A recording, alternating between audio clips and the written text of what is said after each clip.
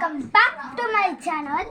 அதாவது இன்னைக்கு நம்ம என்ன பார்க்க போறோம்னா இப்போ குக்கும்பர் கிளாஸ். அதாவது இப்படி என்ன பண்ணுறதுனா முதல்ல இந்த மாதிரி ஒரு பெரிய குக்கும்பர் எடுத்துட்டு அதை அப்படியே ஹாஃப் பார்ட்டாக கட் பண்ணிடுங்க. கட் பண்ணணும், ஓகேவா?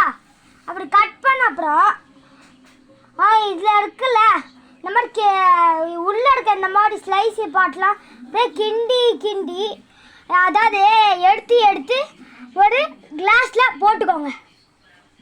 புரியுதா? ஒரு கிளாஸில் இங்கே பாருங்கள், இந்த கிளாஸில் போட்டிருக்கேன்னா இந்த மாதிரி கொஞ்சம் கொஞ்சமாக எடுத்து இங்கே காட்டுறேன். இங்கே கொஞ்சம் எங்கே இப்படி எடுத்து போட்டுருங்க. இருங்க, அப்புறம் இதுக்குள்ளே அந்த தண்ணி இருந்துச்சுன்னா அதை எடுத்து அப்படியே இதில் ஊற்றிக்கோங்க. இப்படி ஊற்றிட்டிங்கன்னா இங்கே பாருங்கள், இது அப்படியே காலியாக இருக்க மாதிரியே இருக்கும். உள்ளே ஃபுல்லாக காலியாக ஆயிடும். ஃப்ரெண்ட்ஸ், இப்போ இங்கே பாருங்கள், இப்போ இந்த கிளாஸ் ஃபுல்லாக அந்த உள்ளே போட்டாங்க. அந்த இதில் இருக்க அந்த சீட்ஸ்லாம் எடுத்து இதில் போட்டோம்னா அந்த கிளாஸில் இப்போ ஃபுல்லாக தண்ணி பிடிச்சிட்டு அந்த சீட்ஸ்லாம் எடுத்துட்டேன்னா இப்போ இந்த தண்ணி இருக்குல்ல, அவ்வளோதான். இப்போ இந்த தண்ணியை எடுத்து இந்த குக்கும்பருக்குள்ளே இந்த ஓட்டை மாதிரி இருக்குல்ல அதில் இப்படி பொறுமையாக இப்படி ஊற்றிடுங்க. இப்படி கொஞ்சம் ஊற்றினோடனே ஃபில் ஆகிடும். அப்புறம் முக்கியமான விஷயம் என்னன்னா, இதுக்கு அடிப்பாட்டு ஒரு நிமிஷம் இருங்க.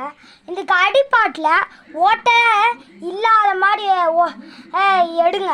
அப்படி மட்டும் ஓட்டை விழுந்துடுச்சுன்னா நான் இந்த கிளாஸ் ஃபுல்லாகவே வச்சு தண்ணி கொட்டும் போது இங்கே கீழே ஃபுல்லாக ஒழுகும். இந்த கீழே ஃபுல்லாக ஒழுகுமா, அதனால் இந்த கிளாஸ் அதாவது இந்த கீழே குக்கும்பரில் ஓட்டை வராத மாதிரி பொறுமையாக அந்த உள்ளே இருக்க சீட்ஸ்லாம் எடுங்க. இப்போ பார்க்கலாம். இப்போ பாருங்கள், கீழே கொட்டவே இல்லை.